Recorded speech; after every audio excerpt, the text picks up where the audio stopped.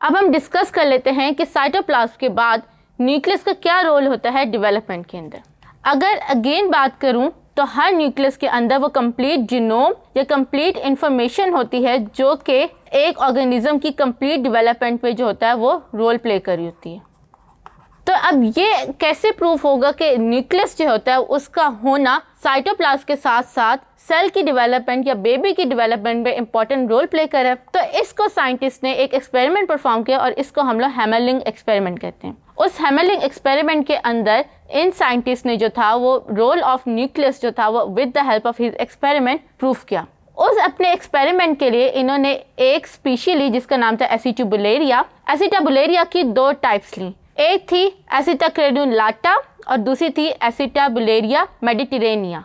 अब अगर आप देखो तो एसिटाबुलेरिया क्रेनुलाटा की जो फ्लावर्स होते हैं वो रिजेस वाले होते हैं, जबकि एसिटाबुलेरिया मेडिटेरेनिया की जो फ्लावर या कैप होती है वो एक सिंगल शेप में होती है। अगेन एसिटाबुलेरिया जो है ये बेसिकली एल्गी है और ये जो है ये सिंगल सेल एल्गी है जो कि 3 सेंटीमीटर हाइट की होती है।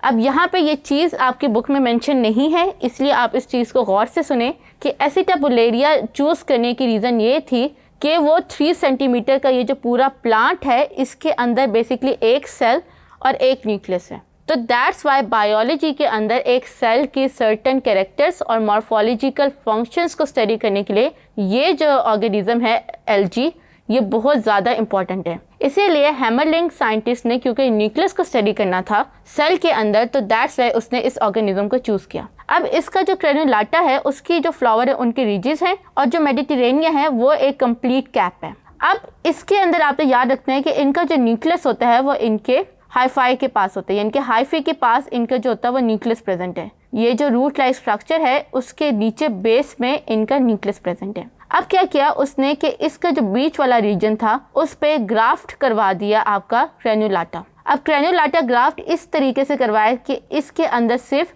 साइटोप्लाज्म था, क्योंकि जो न्यूक्लियस होता है वो बेसिकली बेस में होता है near the root like structure, so that's why इन्होंने यहाँ पे सिर्फ साइटोप्लाज्म आया। अब उसके बाद साइटोप्लाज्म के बाद होना तो ये चाहिए था कि इसी क्रेनुलाटा की जो था वो कैप डेवलप होनी थी, लेकिन कैप जो है वो मेडिटेरेनिया की ही डेवलप हुई। ऑल्दो बीच के अंदर जो था वो ब्लू साइटोप्लाज्म यानी क्रेनुलाटा का साइटोप्लाज्म था। फिर एक और एक्सपेरिमेंट में उसने इसी तरह क्रेनुलाटा का जो साइटोप्लाज्म था बीच वाला रीजन उसके ऊपर मेडिटेरेनिया का जो था वो साइटोप्लाज्म क्राफ्ट किया और उसके ऊपर जो फर्दर ग्रोथ हुई वो क्रेनुलाटा की, विच मीन्स कि इसके अंदर इसके न्यूक्लियस ने इसकी कैप को डेवलप करवाया और इसके अंदर इसके न्यूक्लियस ने इसकी कैप को डेवलप करवाया। तो सिर्फ साइटोप्लाज्म का होना ज़रूरी नहीं है बल्कि न्यूक्लियस का होना भी उतना ही इम्पॉर्टेंट है कैप की डेवलपमेंट में। तो इस एक्सपेरिमेंट में उसने ये बात प्रूफ की कि जो जीन्स होते हैं वो किसी भी ऑर्गेनिज्म के कैरेक्टर्स को डिफाइन करते हैं।